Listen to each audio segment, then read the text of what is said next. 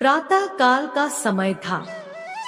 गुरुकुल में हर दिन की भांति गुरुजी अपने शिष्यों को शिक्षा दे रहे थे।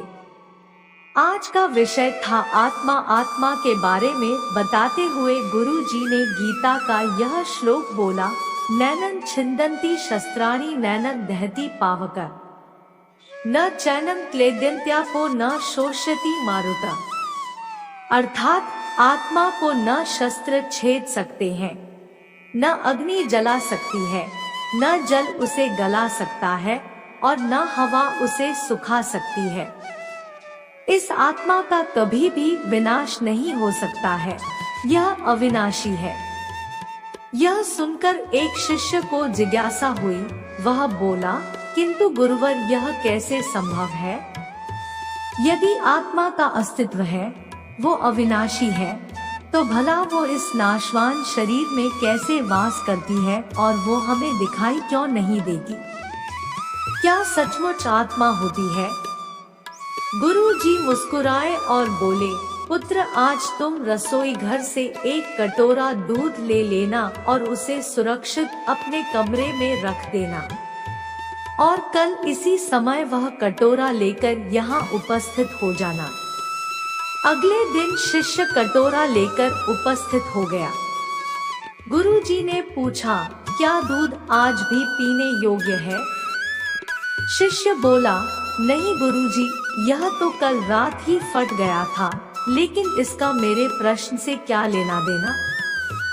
गुरुजी शिष्य की बात काटते हुए बोले, आज भी तुम रसोई में जाना और एक कटोरा दही ले लेना और कल इसी समय कटोरा लेकर यहाँ उपस्थित हो जाना। अगले दिन शिष्य सही समय पर उपस्थित हो गया। गुरुजी ने पूछा, क्या दही आज भी उपभोग हेतु ठीक है? शिष्य बोला, जी हाँ गुरुजी, ये अभी भी ठीक है। अच्छा ठीक है, कल तुम फिर इसे लेकर यहाँ आना, गुरुजी ने आदेश दिया।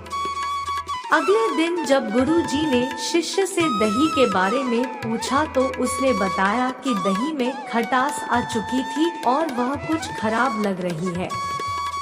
इस पर गुरुजी ने कटोरा एक तरफ रखते हुए कहा, कोई बात नहीं, आज तुम रसोई से एक कटोरा घी लेकर जाना और उसे तब लेकर आना जब वो खराब हो जाए।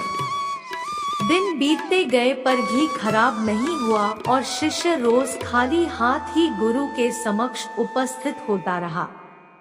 फिर एक दिन शिष्य से रहा नहीं गया और उसने पूछ ही लिए, गुरुवर, मैंने बहुत दिनों पहले आपसे प्रश्न किया था कि यदि आत्मा का अस्तित्व है, वो अविनाशी है, तो भला वो इस नाशवान शरीर में कैसे वास करती है और वह हमें दिखाई क्यों नहीं देती? क्या सचमुच आत्मा होती है?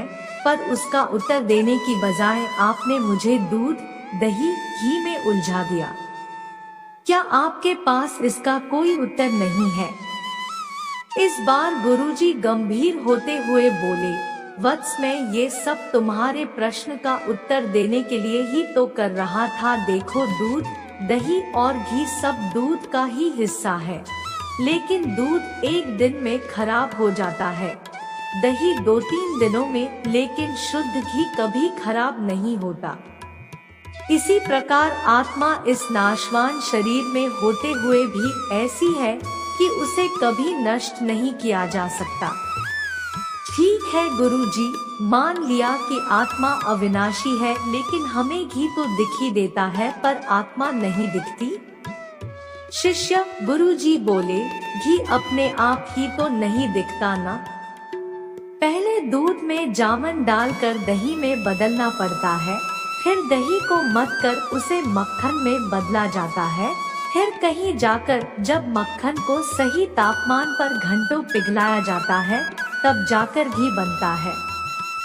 हर इंसान आत्मा का दर्शन यानी आत्मदर्शन कर सकता है, लेकिन उसके लिए पहले इस दूध रूपी शरीर को भजन रूपी जामन से पवित्र बनाना पड़ता है। उसके बाद कर्म की मथनी से इस शरीर को दीन दुखियों की सेवा में मथना होता है और फिर सालों तक साधना व तपस्या की आंच पर इसे तपाना होता है। तब जाकर आत्मदर्शन संभव हो पाता है। शिष्य गुरु जी की बात अच्छी तरह से समझ चुका था। आज उसकी जिज्ञासा शांत हो गई थी।